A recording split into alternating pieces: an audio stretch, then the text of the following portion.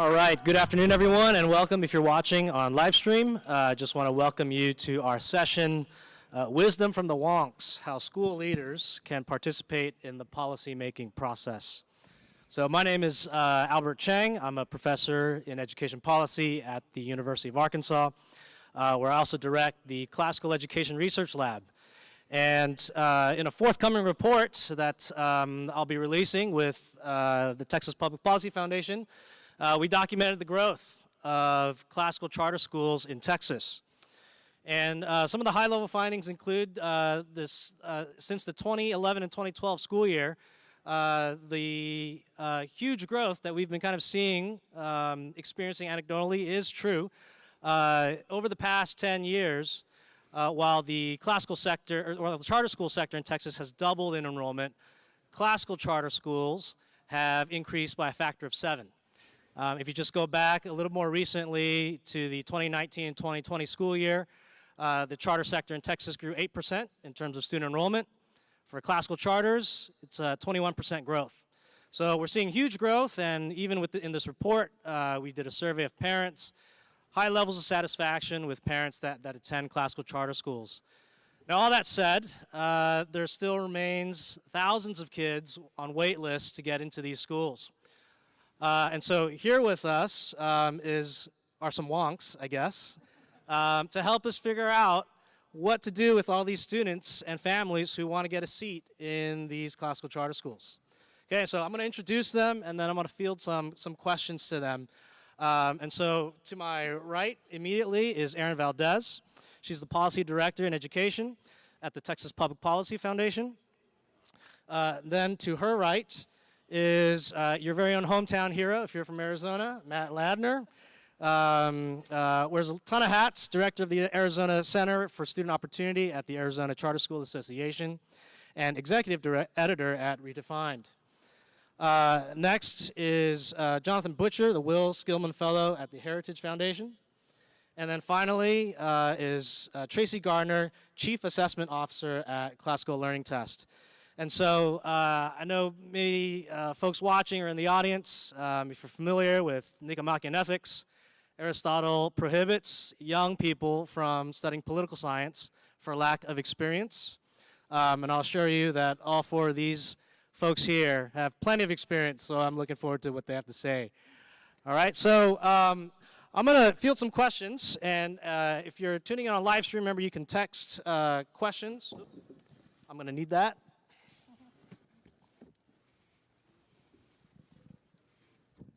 And then also after I ask a few questions that I have for our panelists, we'll open it up for a larger discussion with the audience here.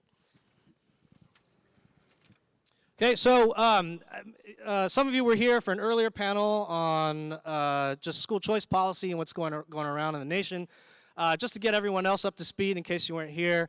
So Jonathan, you kind of have this national view of what's going on in each state. Can you just get us up to speed? What's going on in separate states as it pertains to school choice? What new legislation is out there? What's going on? Well, thank you, Albert, and thank you to Great Hearts for having me and for having this panel. And with your opening remarks, so Aristotle would allow me to talk about politics because I'm old? Is that what we're saying? I'm experienced. It's just correlated with age. I just want to make sure I've got that straight. So I'll give you 3 things that are happening nationally right now that can help to frame this conversation about education that really has taken on all sorts of new features since COVID-19. So first is choice. The second is achievement, and then the third is politics. So with choice, we have seen just this year already 2 states adopt school choice programs that are what we would call universal in eligibility, right? Available to every child. And they're also largely based on what came from Arizona in the shape of education savings accounts. So we're no longer really just talking about attending a new school today. You're talking about shaping a child's experience using something that allows you to buy more than one product or service at the same time. And that's really what we saw really come out of Utah and Iowa, although there's a little more focus on private schools there. But nevertheless, right, the conversation when state lawmakers today are talking about school choice, they're talking about making it available to everyone, right? Happened in Arizona here last year, happened in West Virginia prior to that. Prior even to that, right, there were efforts in Arizona on this, very expansive issue, right, for a long time. So there's been this pressure now, and I think it's going to relate to my third point about politics here, but it's just important to see that as governors become, I think, not cowed by the education establishment and want to do things for the benefit of students in such a way that protects both their ability to choose but also the values of those families, I think that is really driving the whole movement and conversation around school choice forward. All right, so number one, so choice. We've got Iowa, we've got Utah, we have conversations in places like Oklahoma, Texas, South Carolina, which is where I'm from, all talking about not just, right, enacting school choice, but making it available to as many students as possible. All right, so that's one. Two is achievement.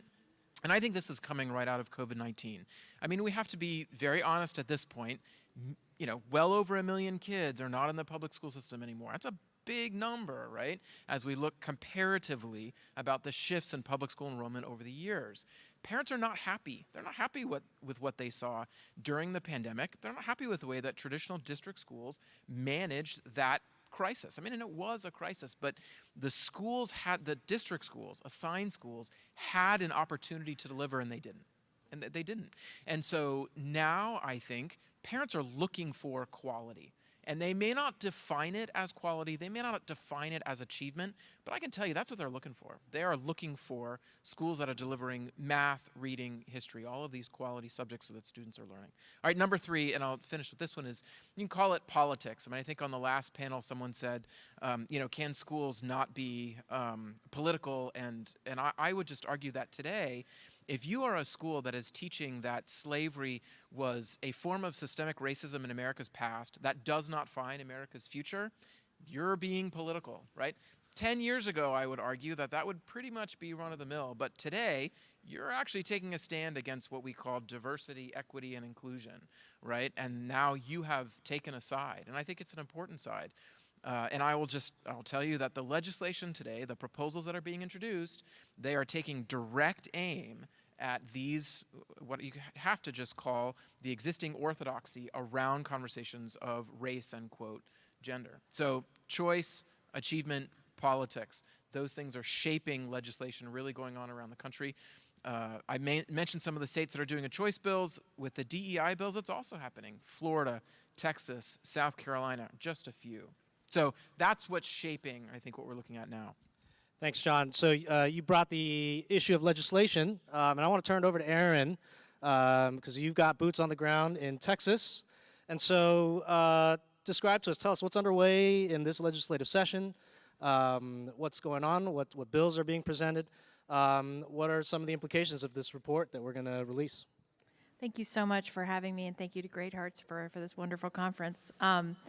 I come to this as someone who has been a part of the classical movement for basically my whole life. My family started homeschooling me in Florida before it was legal, and that was back in the 80s, to date myself a little bit here. So my entire life has been shaped, actually, by educational policy decisions made at state houses.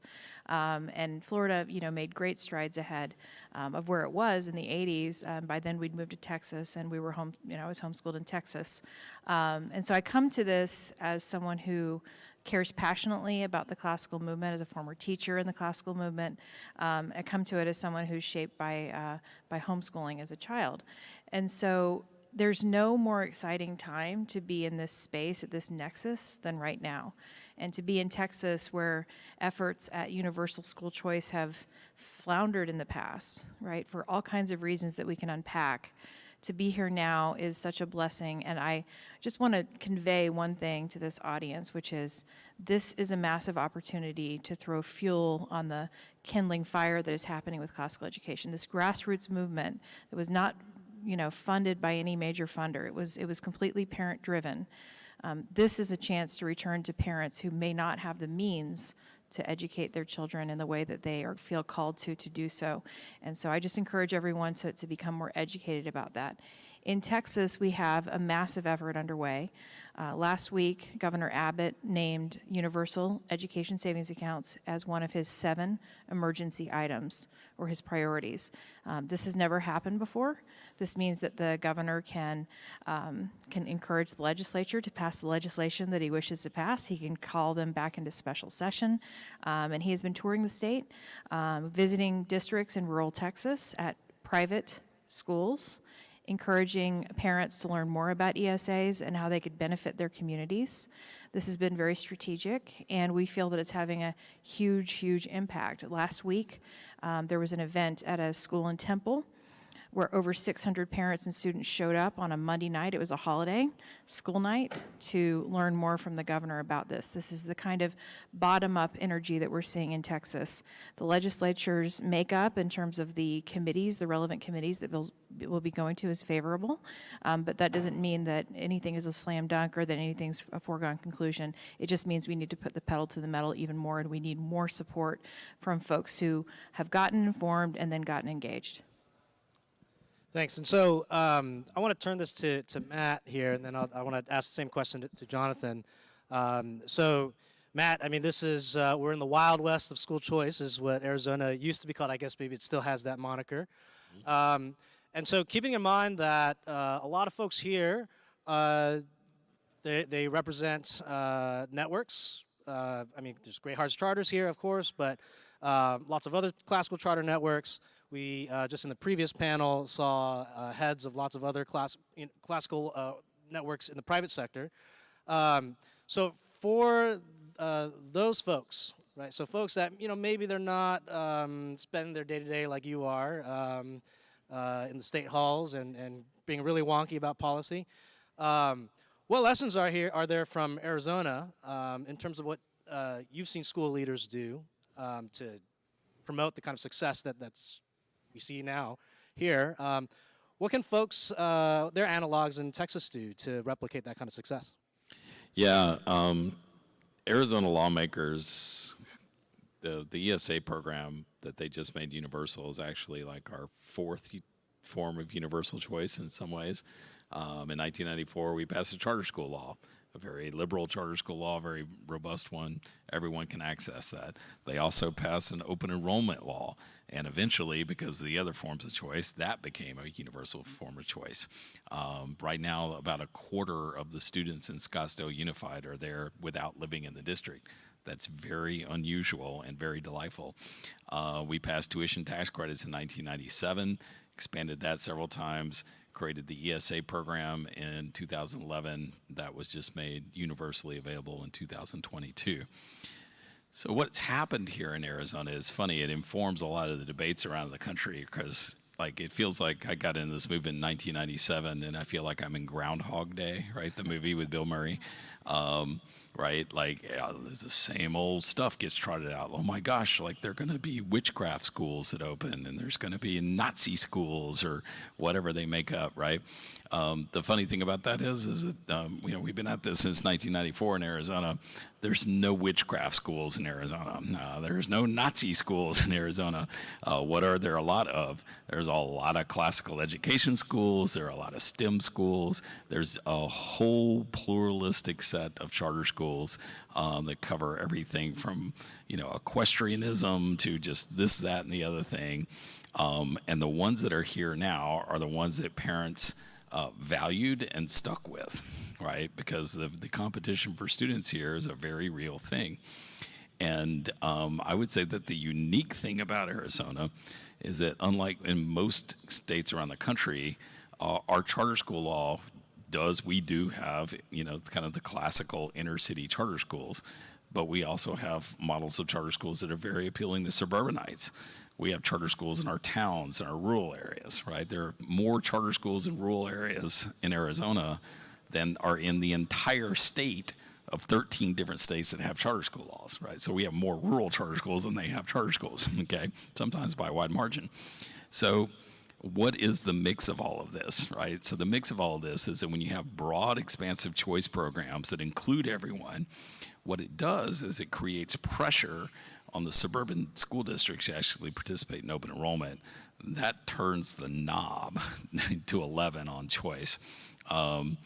The school districts here are not victims of school choice. They're actually the perpetrators of it. Okay, there's more open enrollment students here in the Phoenix area, about twice as many as there are charter school students, and we have the nation's largest charter school sector as a percentage of the population. Between 2009 and 2015 was the last period where we had all 6 NAEP exams. Arizona was the only state whose students made statistically significant gains on all 6 tests. The average state during that period had a net increase on 1 exam, okay, because they have like ups and downs, and we're just all ups, okay? When Stanford University came out with what is known as the Stanford Educational Opportunity Project, where they linked state testing data, grades 3 through 8, across the country, allowing comparisons, Arizona not only had the fastest rate of academic growth in the country, we had that overall. We had it for middle and high income students, and we had the fastest rate of academic growth for low income students in the country, 17% faster than the national average, by the way. The number 2 state was maybe 8. All of this happens because we have a broad and inclusive set of choice programs, and this over time allows our families and our teachers to shape the available space of schools, right? They're almost like 2 hands of a potter at a wheel who are shaping the clay, okay? What schools do we need more of? I don't know. Let's talk to the families and let them figure it out, right? You know, Arizona is a state, like if you go to your Thanksgiving dinner, Albert, and you get a group of public school teachers, like I'm putting the over-under at 5 minutes before they start complaining about administration and bureaucracy. Arizona is a state that says, show me, don't tell me. You think you can run a school better? Here's the opportunity. Go do it. Don't tell us about it. Show us, right? The results of this have been remarkable, and I want to be careful to say that what I've told you about our test scores does not mean we have the highest scores. It means we have the fastest rate of improvement in scores. Those are 2 different things, but it's growth. It's actually the best measure of school quality. And therefore, although this is not well recognized or accepted, before the pandemic, Arizona had the finest system of public schools in the country, bar none, at least on one very important measure. That's right. John, anything to add to that? Yeah, I think 3 things. So one is in the testimony and going around to talk to various lawmakers and states and things just in the last year, the arguments haven't changed from the other side, right? School choice will take money from public schools. There are needy kids in public schools who won't be served if there is choice made available. And then the third item, which is there'll be some sort of nefarious curriculum that will come out of nowhere that some kids will be exposed to. Matt handled that third one. Let me do the first 2 just very quickly and say, for starters, the idea that it will take money from public schools is even weaker today because all you have to do is look at the AP coverage of the amount of money that is left over from the COVID-19 special federal funding that's gone to states. I think the last count in Texas, 2/3 of it had been unspent. Around the country, the number's about that big. We're talking about billions of dollars that is still unspent in 2023, right?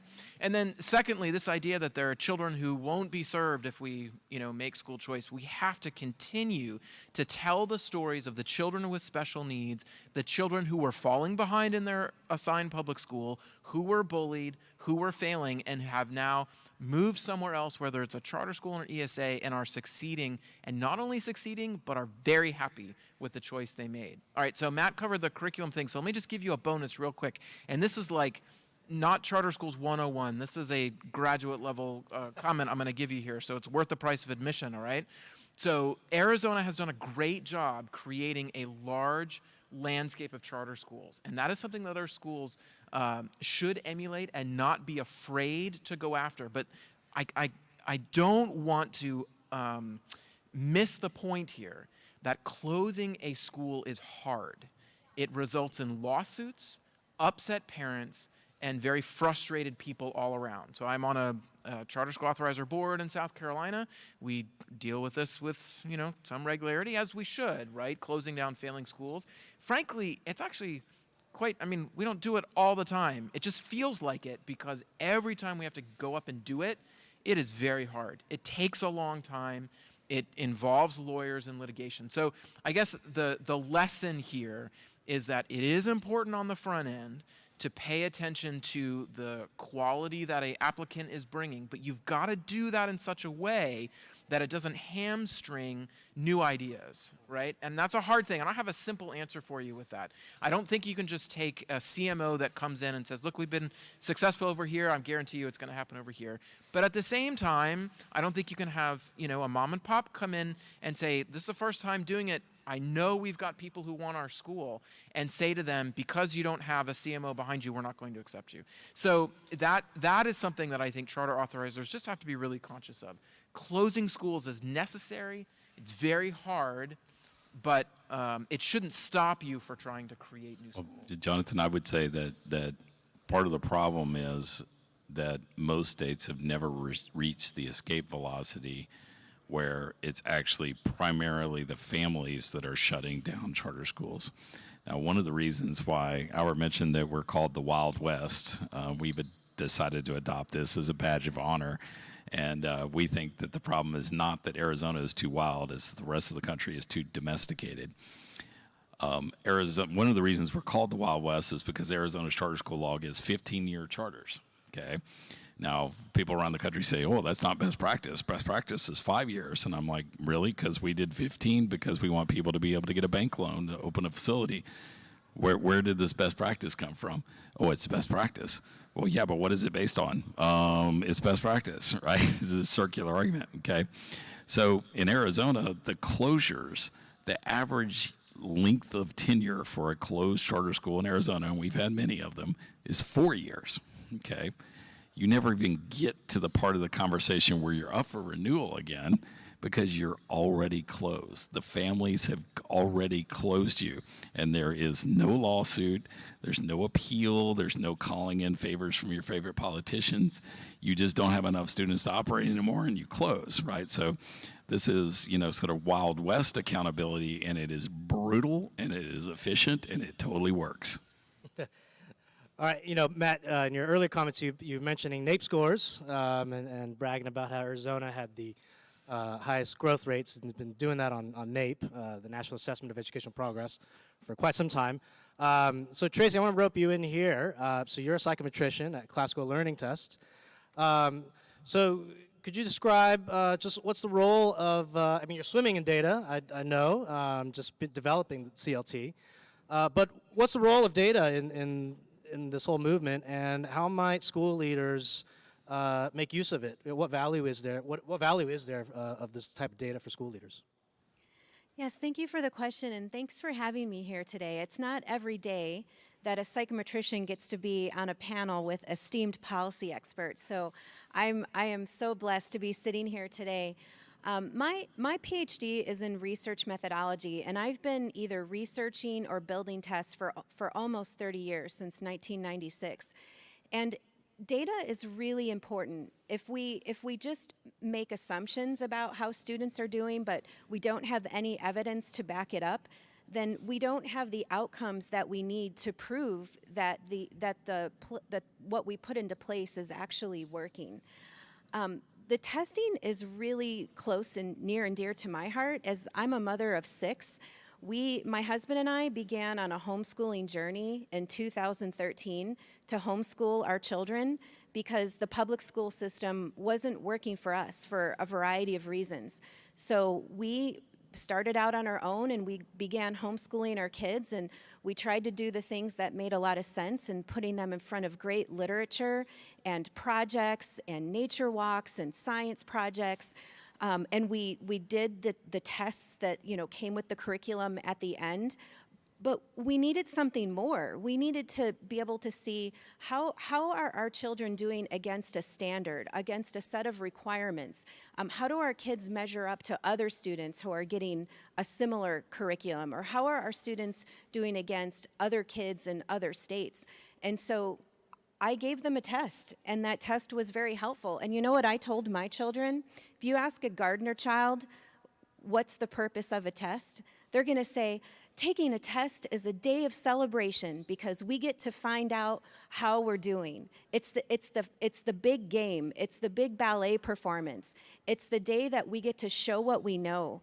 What a great day it is to take a test. So if you ask Gardner children, they have been completely indoctrinated that a test is a way to celebrate, because I've done all of these things. I've read these great books. I've written these essays. I've solved these math problems. I've studied these scientific principles. And now I get to show it off, just like I do on the football field, or just like I get to do on the big grand stage. And I think if we as educators looked at testing as a day of celebration to be able to learn about what are our strengths and what are some areas where we need improvement, I don't think tests would be so negative. I had an opportunity to talk to a first grade classroom and talk to kids just like that. And believe it or not, in the state of Texas, they don't even start testing till 3rd grade.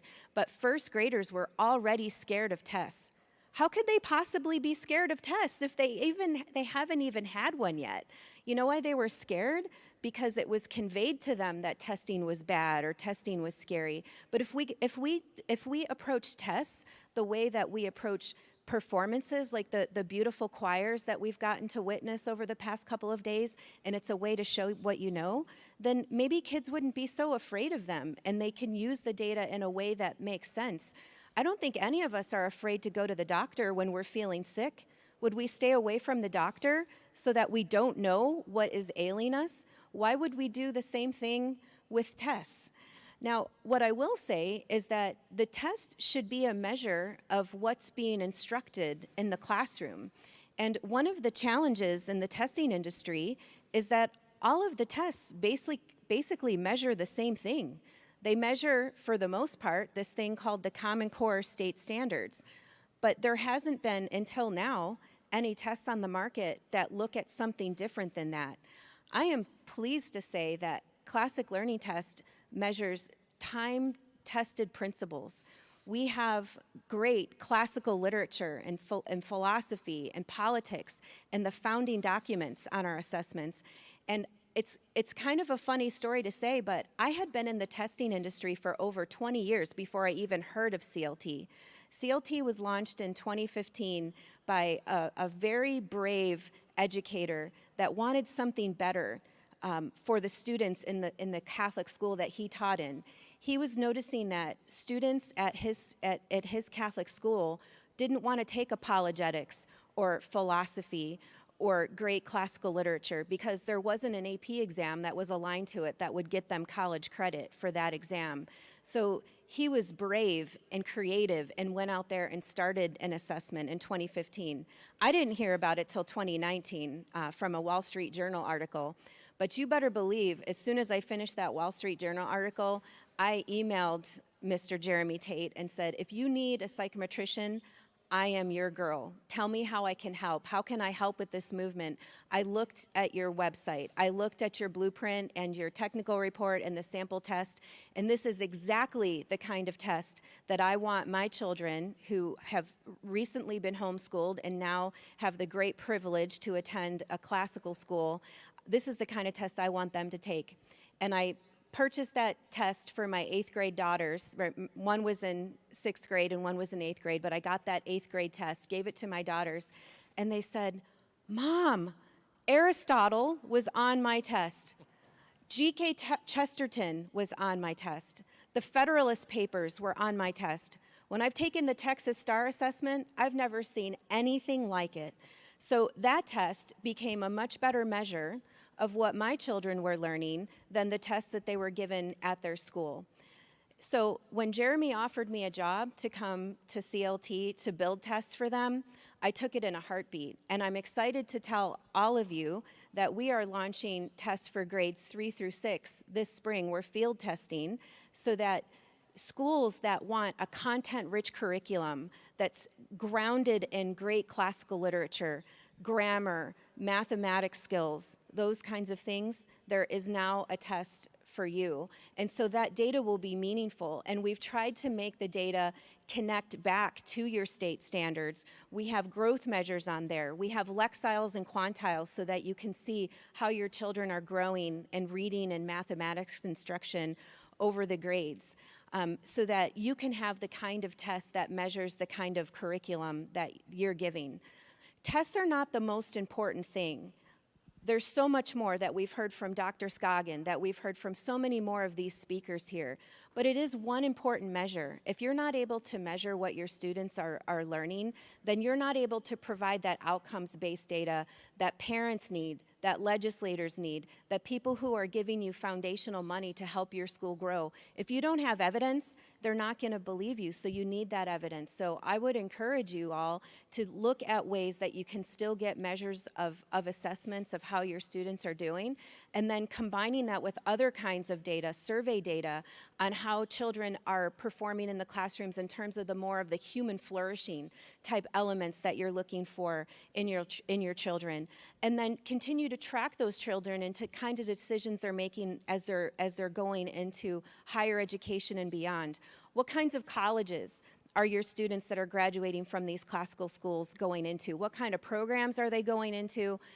Are they graduating from those colleges? And then what I'd really love to be able to see is a decades-long study that tracks the happiness indicators of these students that are being classically educated.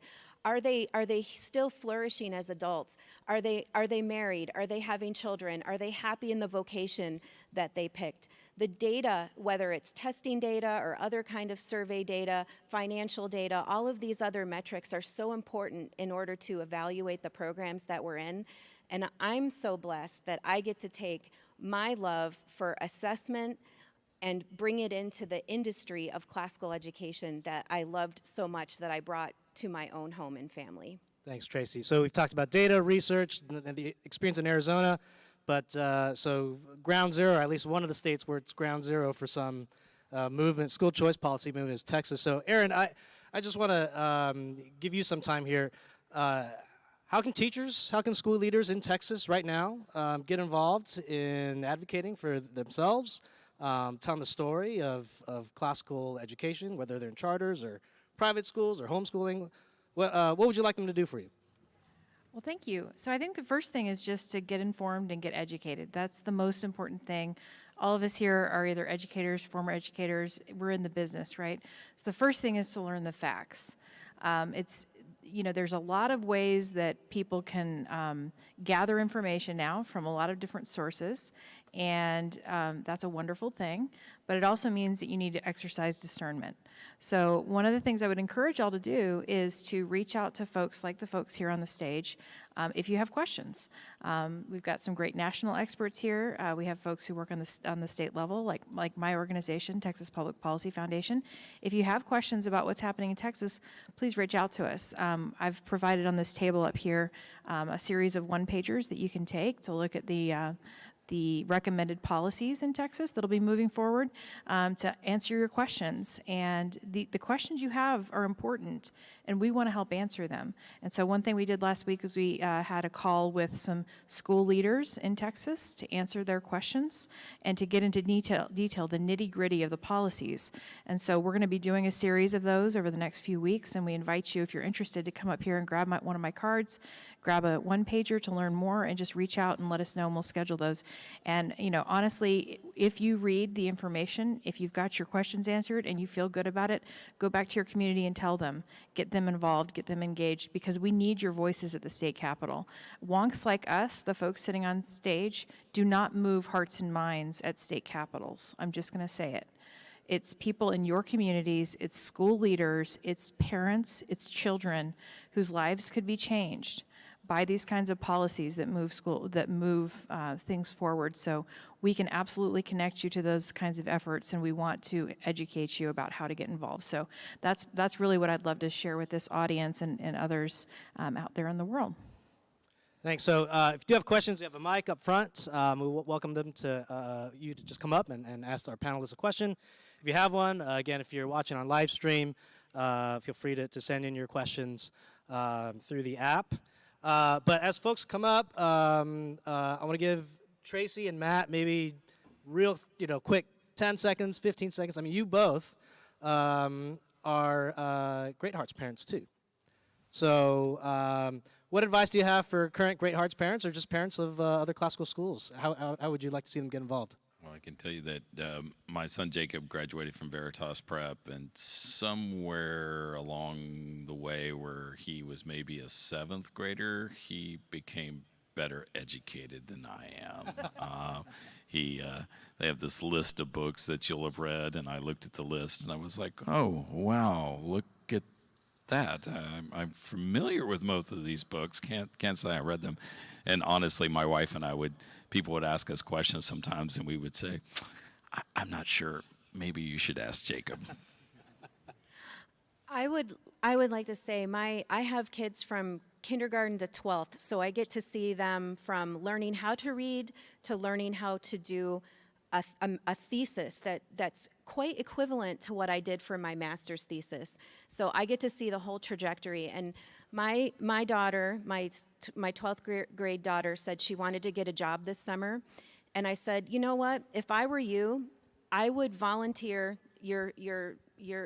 on the Great Hearts parent page to tutor students in Latin, calculus, algebra, you name it, teaching kids how to read, because you are such a great representative of what this kind of education is all about, and you will convert the hearts and minds of those parents of lower school kids just by having the opportunity to work with you.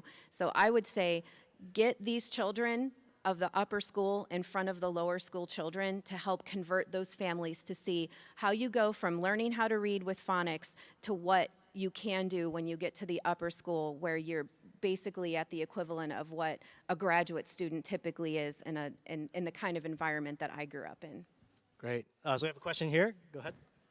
Yeah, hi, Matt Van Hook. Professional affiliation as assistant director at the Torrey Honors College at Biola University, so doing classical education at the graduate level. But as a parent, I also have kids that grew up in classical schools in Colorado when I was still active duty military, and now at a very small one in Orange County. So first of all, I just want to say thank you for what each of you is doing up there for sort of the data side of this, which is, I think, I want to sort of ask a question along the lines of, it's absolutely necessary what Dr. Gardner's been doing at CLT, what each of you have been doing in your respective policy foundations, what's going on at Arkansas with getting the numbers out. That's the necessary part of the fight. We can't get away from it.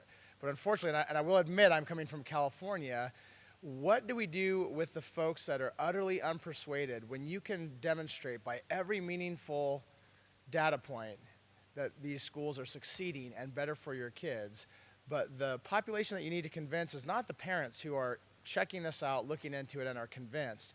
It's the folks we've got in California that are either have their kids have graduated a long time ago, they're young and don't have kids, or they've chosen not to have kids, and they said, whatever this is, I don't have the time to investigate it, and I'm just going to trust what I'm being told by the most powerful union in the country, maybe with the California Teachers Union, and they are utterly unpersuadable by the data and the statistics, but you need those votes to get the policies changed. Now, I know in Arizona and Texas you have a bit of an advantage over California, but what do you do when, you're seeing these sort of cold wars against classical schools, cold wars against school choice turn hot in places like Virginia, but in places like California, the movement is like this, and it just gets crushed by a huge part of the electorate that just says, I don't think this is my problem, I don't really understand it, I don't want to get involved. I'd ask you guys, how do you kind of get that word out to that set of the voters that are necessary to change the policies? I wrote a piece about this last week. I think part of the answer is that we need to make the case to the left that school choice is good for them too, and it certainly is. But I also think that what we're likely to see starting in 2024 is, shall we say, school choice federalism. There are people that are living in states that are sort of very deeply in the thrall of certain established interests, and they want to deny them their education liberty. And that, as of the end of 2023, there will be a pretty large number of states that have gone in a very different direction and offer a much different ROI in terms of what they will deliver in the form of public services, and in return for what level of taxation. So all of that is to say, feel free to move to Arizona. Can I add one thing to that? The power of some of these special interests is definitely felt in Texas and in these other states.